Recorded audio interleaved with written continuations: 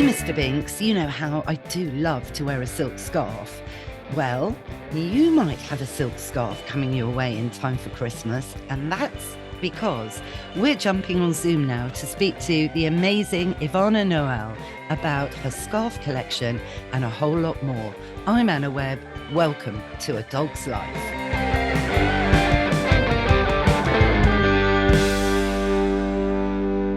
Ivana Nohel, I am so excited that you are joining me on A Dog's Life. So am I. Gosh, I mean, where do we start? I suppose we ought to say we met, didn't we, in a pop-up shop in Islington, and it would have been dog biscuits. I think it was dog biscuit. I was interested in a white bag in the window, do you remember? Which I did buy in the end. And then basically you accosted me, not in a horrible way, going, I've been watching you on Sky. Yeah. And I was like, I produced some dog biscuits that I'd homemade at a time when people weren't doing that. And you were so impressed that you ate one. Did I eat one? It doesn't surprise me. You tasted it. Yeah. Well, why not? If you'd made gorgeous. it. I mean, it was homemade. There's nothing wrong with it. No, I taste everything. I mean, because I figure if I can't eat it, then my dog shouldn't either. Do you know what I mean? No, brilliant. And through you, Ivana, I met and spoke with and got amazing veterinary advice from the amazing Dr. Peter Dobias. In Canada. And that's the other thing we share in common, actually. Yeah. That we are both Canadian. Yeah, that's right. Yeah. I mean, well, I suppose me just by circumstance, because that's where we emigrated to after the Russians invaded in the Czech Republic. So I'm a naturalized Canadian, whereas I think you're a real one, aren't you? Well, I don't know if I'm a real one, so I never really lived there, but I was born there. That was it. Yeah, so you're a real one. Yeah, my dad was, so I don't know if anyone's interested in hearing this on the podcast, but my dad was a Canadian citizen also.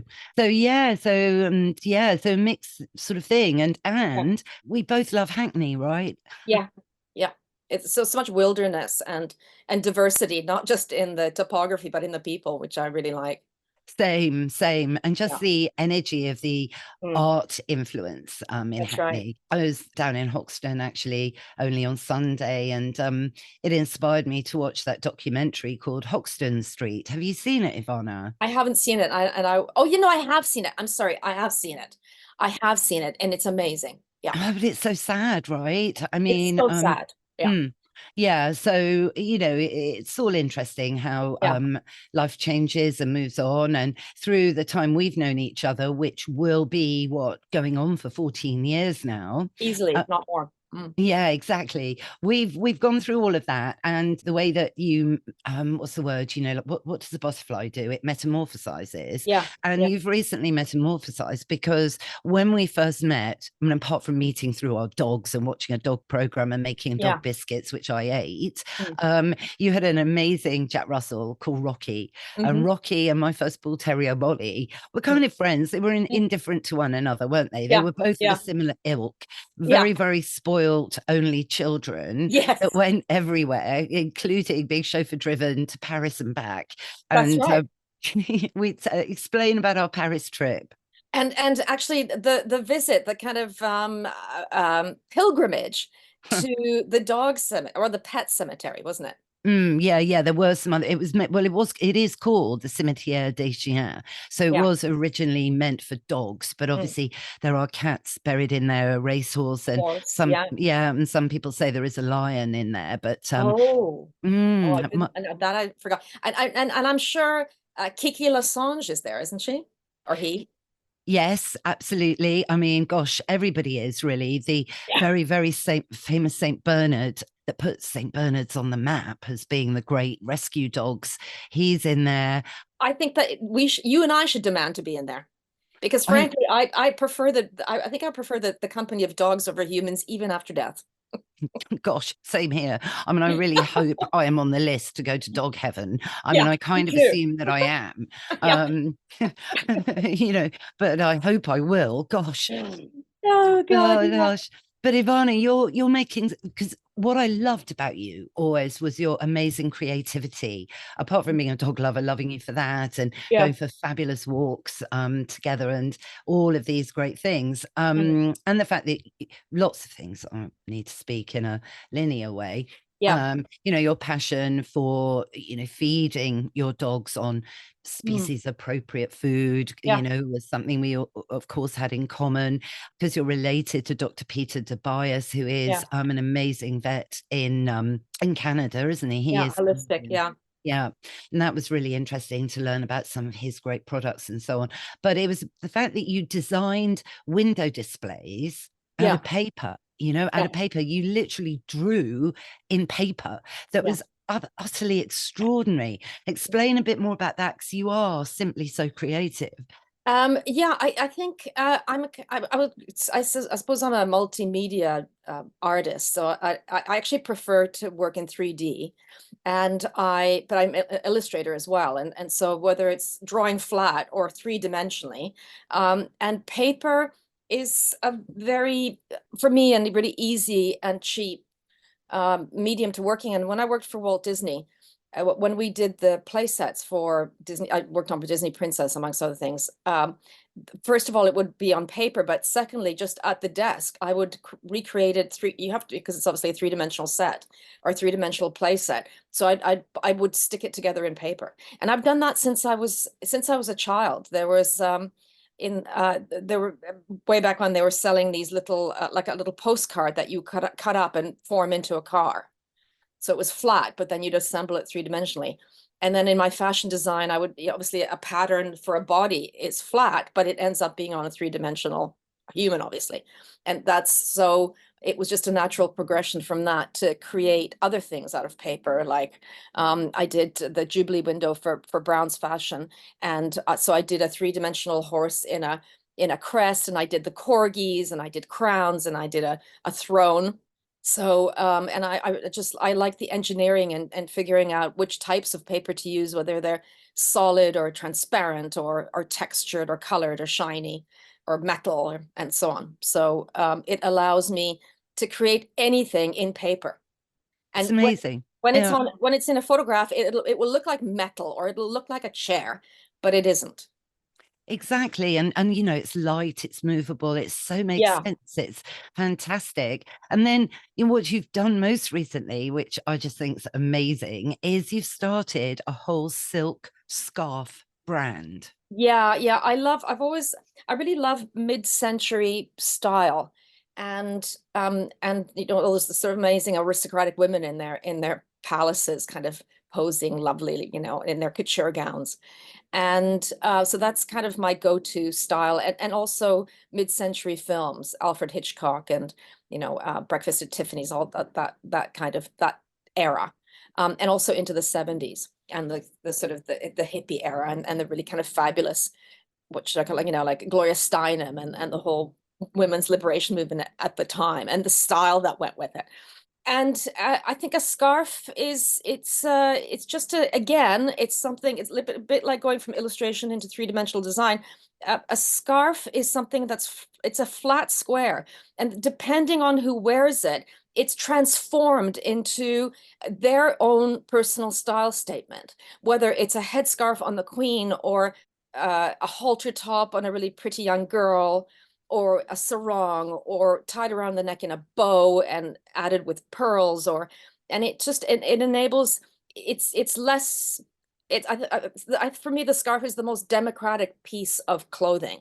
Gosh, I love that Yeah, democratic piece of clothing, because I love scarves. You know, I yeah, mean, we've bought a couple of scarves together, actually, didn't yeah, we? yeah. And I adore them, and I've got quite a collection. But recently, I put them on, and I'm like, I don't know, you know, and I've taken them off, and then I've tried again. I see, for me, accessories and particularly scarves, and particularly the way also, let's not forget, you can share it with your dog. It's one piece of clothing you can share with your dog. So for me, it's especially women coming to a certain age in life, we can become more invisible. And I think that wearing accessories or tying a scarf into a turban or a bow, it allows you to be seen. I do love them. I'm really giving them a go again, to be honest with you, Yeah, because they are so stylish and simple. And the color combination, with a that's right. scarf, there's so many different colors, particularly with yours, because there Mm, is a hint of leopard, there's a yeah, hint of oyster,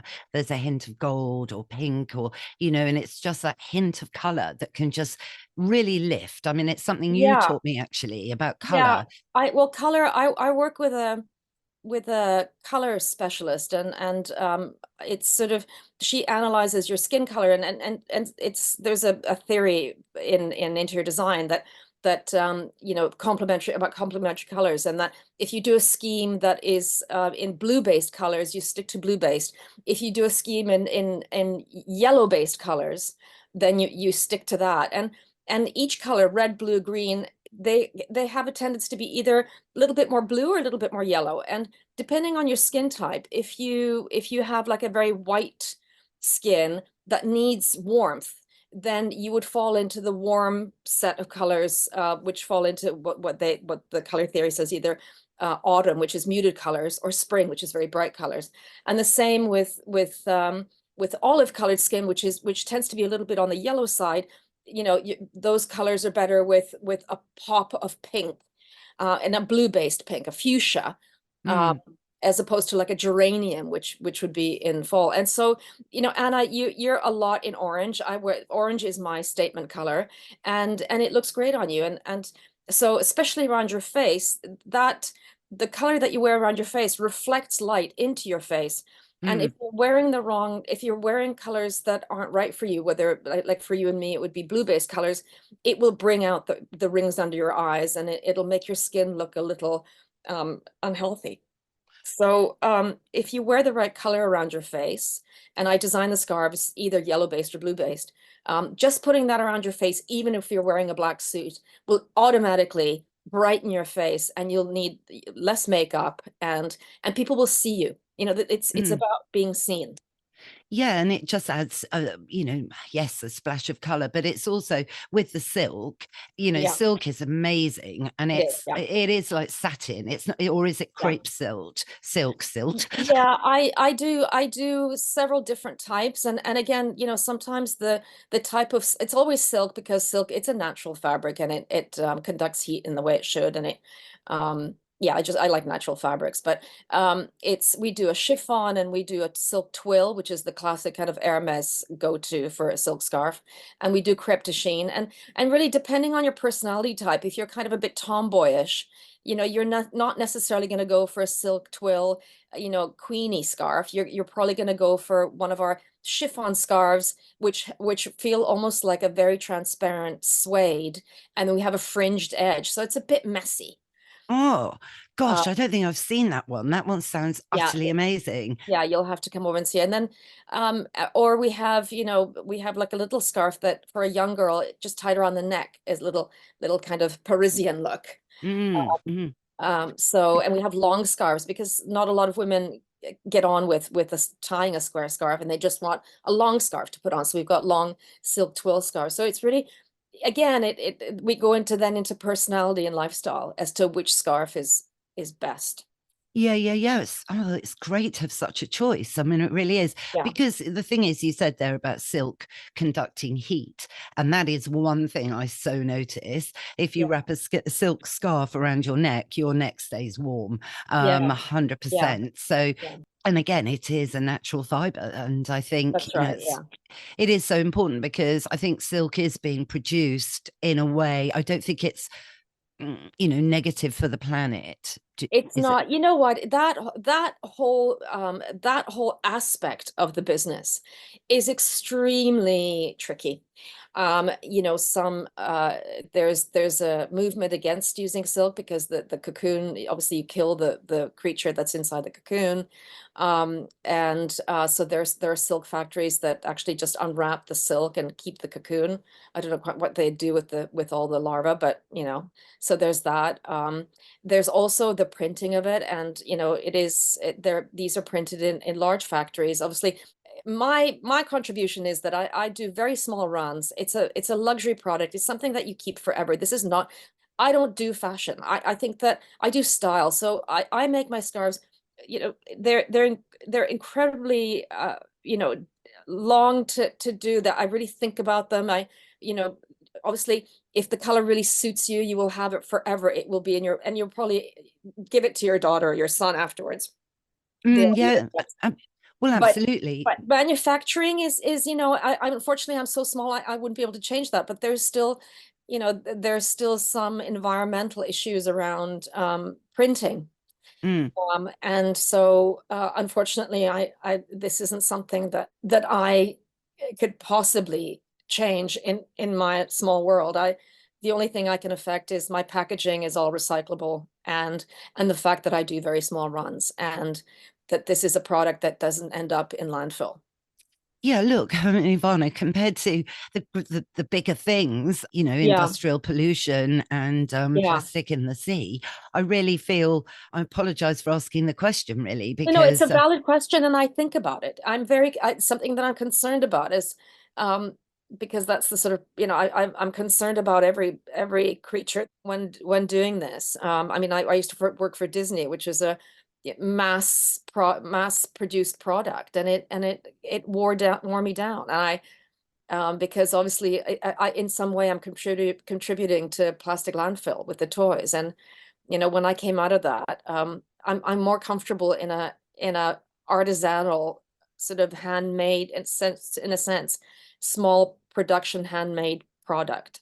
So I think about it, and that's why, you know, when it comes to packaging, scarves are packaged in that very kind of fancy, you know, look at Hermes boxes. I mean, people keep the Hermes boxes, but other companies where, you know, it's not an Hermes, it doesn't have much, and it just ends up being in the garbage. And so I've made, you know, beautiful boxes, which you can certainly keep. They're nice enough to keep, but at the same time, you think, you know what?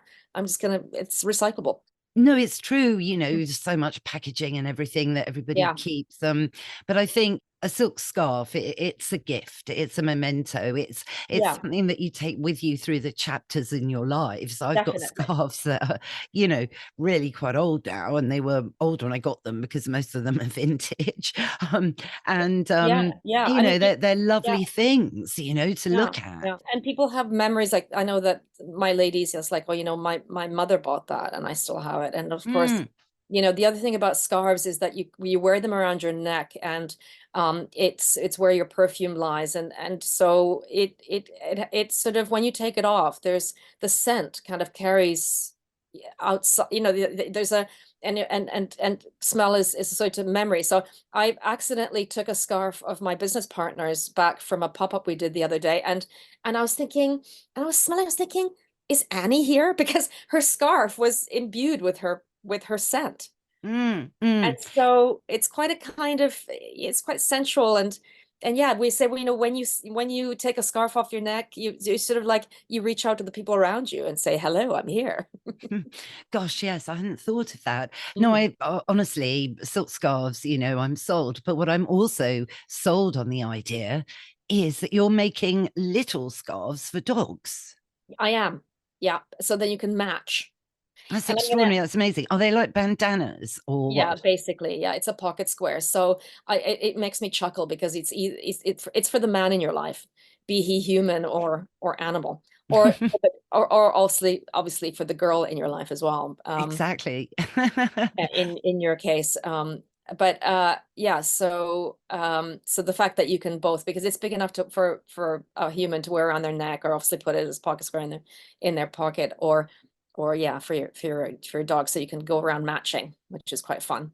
And it's quite a, you know what, if it's quite a light fabric, so it doesn't disturb the dog. It's lighter than cotton. Yeah, no, totally. I think bandanas are a really great statement piece, actually, Yeah, for yeah, dogs, yeah. because, you know, a lot of people do dress their dogs up. And Which I so absolutely abhor. I know I you're just particularly on it, aren't you? I know, and I know you frowned on me because I did dress Molly, my first bull terrier, up occasionally, and I know you didn't approve occasionally. it. Yeah. But it's when you see these dogs out in their kind of pink frou-frou and boots, and you just think, Jesus, you know, that used to be that's related to a wolf. That that poor animal you've got in your arms in the pink parka was I related know. to a wolf once.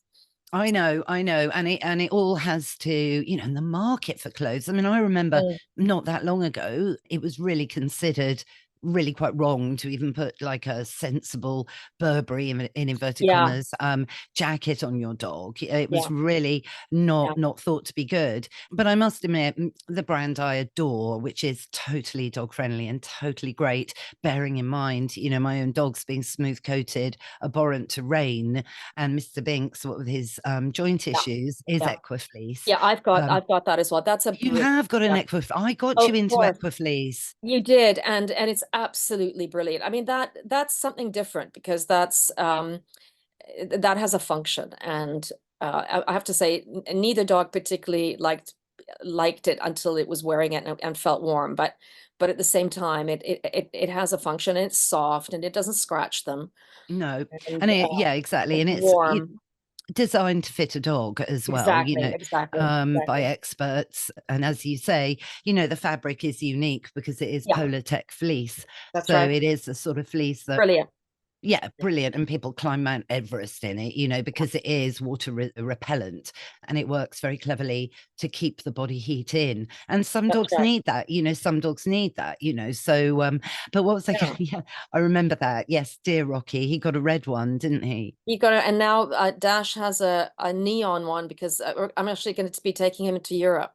And I found that when you're on the trains, people tend, because he's small, they tend not to see him. And I figure with the high vis, he's Mm. a little bit more noticeable. So there's a safety element as well.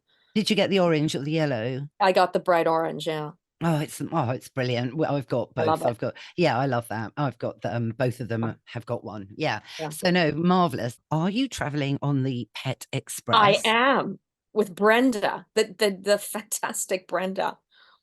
I love Brenda. I Oh my mean, God, she feels so safe in her hands. You know what? Because I think I've mentioned that the on the trip out there, because I went with her in spring this year, on a trip out there, and she explains everything, and she's so concise and precise and methodical. And I was thinking, okay, well, for me, maybe too much information, but not really, because it made me feel safe. It's quite traumatic to go across for some reason, because you're not sure, will the microchip work? Will the passport be okay? And that's just it's a bit stressful, but she really makes it easy. And on the return trip, she was training someone who was slightly cack-handed, and you realize when you see somebody who's being trained, how much is involved in safely transporting, like how much she takes into consideration mm, um, the responsibility of taking these souls over through that tunnel. I know. Imagine, cast your mind back, Ivana, to when Anna drove us to Paris through the tunnel. Exactly. And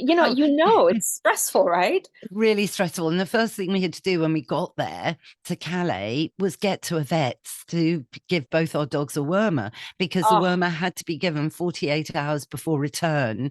And in order to do that, we had to do it the minute we arrived, because we yeah, were only going for a weekend. that's right.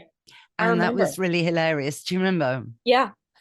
It was just, I mean, the two of us in that vet, that their mouths were open, I think, throughout our visit at the vet. They couldn't see, they just couldn't believe what had pitched up. No, I don't think they could actually at all. And there we were in my Mini with the Union Jack on the roof. I Yeah. mean, it's priceless, really, bombing into Paris. And Yeah. then, yes, but that was fond memories. But, the invention of the tunnel is great. I just wish the actual train, the Eurostar, would accept Honestly, dogs. I Honestly, I can't know. believe it. I don't think they're going to. We've campaigned for 15 Oh, years for this. There's no I budging. I don't I'm know. I'm sure it's the fact that they would have to actually build in a unit with a human at either end of that in the train stations, at one at St. Pancras and the other one at and Gare du Nord. And I think that's what's keeping them away from it, You're because probably absolutely right, because there would need to be some passport, officials there. I mean, yeah, because exactly. the law is the law on that Yeah. front. Yeah, you're probably right. And there is no room in Gare. I mean, how much would just needs a cubicle, for heaven's sake. But I wonder, I would like to see in the future, like what's going to happen, because I'm quite sure, certainly judging from this area, as you know, Anna, that dogs are becoming such a big part of our lives. And Mm. And I I want just, to ask you actually, Ivana, because you've had dogs for years and years, yeah, as have I, and lived yeah. in London and travelled with dogs over the years. I mean, what do you think is the main difference now? Definitely more places allow dogs, definitely, than Yeah, before. I agree. I agree. I mean, I Um, agree. And there and was nothing. yeah, and a lot of it, I think Hackney paves the way with that because the cafes and so on came sort of later in time, and I guess Hackney was a magnet for the sort of artistic types, and let's face it, they do have, I don't know, it's a generalization, but you know, it's just a little bit more relaxed. And I always found that I always make a joke that in London itself, the sort of more upscale the venue is, hotel, restaurant, shop, the more likely you're allowed to have a dog in. Because, you know, frankly, if you're spending, you know, £100 on a little lipstick and you come in wearing a chicken on your head, what you're going to be met with is, Madam, what a beautiful chicken you have on your On head. your head. Whereas if you go into Gap and you're spending 20 quid, they're like, they've got guards at the front of, you know, at the door saying, no, no, you can't allow dog. No, we don't allow dogs. I went into Hermes a few weeks ago, and there was a little dog causing absolute havoc. And a woman sitting on a couch with about 20 bags at either side, who was the owner of this extremely badly behaved dog, and no one said a peep. Mm. It's all very interesting, you know, Yeah, I really do. I mean, I just want to see more proactive engagement, you know, like that's we right. used to do, you know, we used to march out, you know, together for a great dog walk with Yeah, our own dogs and yeah, put the world to rights and come back that's right. freezing to your flat and we'd have Yeah, hot that's right. soup. Do you remember? Yeah, yeah, And yeah. that was all really good. But it just seems those sort of moments are fewer and far between as more of us are just running around like headless chickens, let alone having one on your head. That's right. Yeah, that's right. And also, you know, more people are having dogs. They don't necessarily understand dogs. They're getting them for really the wrong reasons, and then either giving them up or kind of, I don't know, letting them run around like the one in the Hermes, you know, that it's all about, as we've spoken about before, about training and understanding dogs, understanding dog language, and you know, understanding the fact that not everyone likes your dog, you know, and not everyone Mm. is particularly fond of dogs or is Oh, it does terrified of remind me dogs. of Ivana, it does remind me of a moment when you just couldn't believe how naughty Prudence was because she was so full of energy. Prudence, like so different from Molly. Yeah, And we stopped off, didn't we, at the lovely donut shop? yeah, And we yeah, were queuing for a donut. yeah. And Prudence just decided this was the most amazing place she'd ever been to, ever before. She was on a lead, I hasten to add, you know, Mm. but she suddenly just started to charge up and down on her lead. And she just had this huge burst of excitement over the Zoomies. aroma of donuts. Yeah, who could And blame her? um, and I remember you looked at me and you just went, she can't do this in here, Anna. And I went, I can't help it, Ivana. She's only one.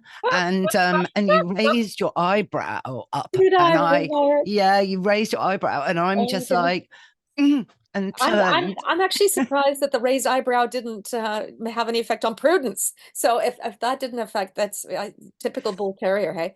No, Yeah, exactly. No, yeah, I only recount it with the fondest love and yeah, memory, yeah, actually, yeah, yeah, because, yeah, you know, that's the thing. You know, bull terriers are extremely difficult yeah, and extremely difficult to channel their energy sometimes if you do end up with one like Prudence, who yeah. very high energy and noise sensitive, touch sensitive. That's the thing. Every time everyone went, "Oh, hello, Prudence, aren't you lovely?" and touched her, she just went off because basically she had all these sensitivities to it. So Sure. she's needed so much behavior work, but you know, she's pretty good actually Well, now, you you know. know, you say difficult, but I would say not impossible with from and you're living proof of that because the Oh, I in know. order to get the best out of your dog and the best out of the relationship you have with the dog is to work with the dog in a breed appropriate way, in a not a breed appropriate, but even like a you know, animal appropriate way that you understand it and you work with it and you train it and you love it and you feed it properly, and that's the best way to um, enhance your life and the dog's life. Absolutely, absolutely. And she's been back to that donut place and we've sat outside and she obviously hasn't had one to Yeah. eat, but Yeah. she's been so much better. And so Yeah. it's the gradual desensitization, but you have to go Yeah. through it. You have to go Yeah, you through do. those Yeah. embarrassing moments where things might not go according to plan. Yeah. And just literally work through, think, okay, that was too long in the donut shop. You know, next Yeah. time we go, we're going to shorten it. We won't go inside. We'll stay outside and so on and so forth. So, but if you don't try and get out That's right. there. It's a daily process, isn't it? It's not just, you know, I've spoken to people and they somehow have the impression that you train a dog or someone else trains the dog for you, and you're handed this kind of robotic thing that kind of does as it's trained. And it doesn't work like that. The training process it happens every day. Every day. The consistency. Absolutely.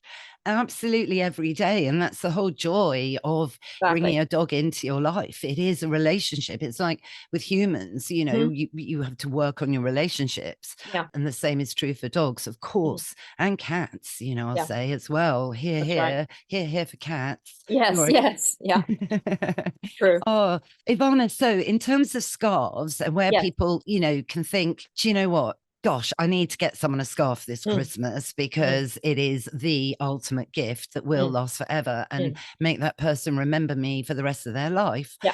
Where can they get them? So it's my online shop is Castan Noel. So that's CASTANOHEL, castanoel .com. And yeah, buy online there. And our last shipping is on the 14th of December.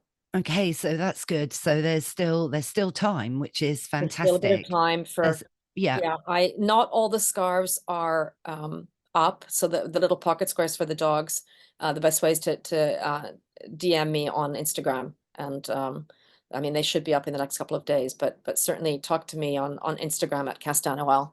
yeah, fantastic. Well, all the links are going to be in the show notes, so don't worry. Amazing. They're Yeah, easy, no, easy, yeah. easy We're the to only click. ones on the internet, quite easy to find us. So Yes. yeah. No, amazing. Oh, well, Ivana, look, thank you so Thank you. much for coming on A Dog's Life. It's been a long time coming, and I can't wait to see you in the new year because, well, we won't say anything about it at all, apart from saying we might be doing a little project together. We are. I'm so excited by it. Oh, so am I. Watch this space, the world. Watch Yes. this space world. Yes. Watch this space world. Ivana, Merry Christmas. Thank you All so right. much for coming on. Thank you too, Anna. That's our show, Mr. Binks. What did you think?